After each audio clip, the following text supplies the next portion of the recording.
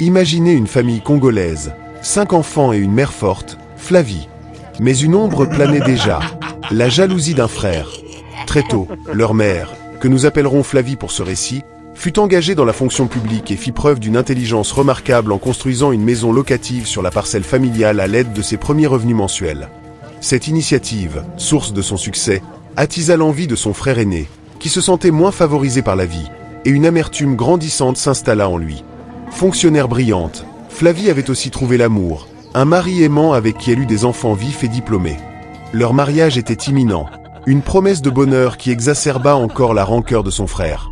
La lumière de Flavie attisa l'ombre dans le cœur de son frère. Son amertume grandit face au bonheur de sa sœur.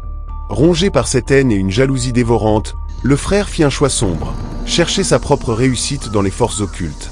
Mais le chemin qu'il empruntait exigeait des actes maléfiques, visant sa propre famille. Dès lors, Flavie et ses enfants devinrent les cibles privilégiées de Soukissa Bango, l'oncle devenu sorcier. Animé par une rage froide, il entreprit de détruire le bonheur de sa sœur.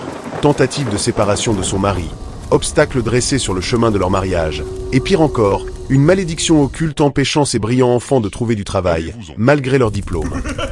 Mais comment Flavie et ses enfants allaient-ils briser cette malédiction?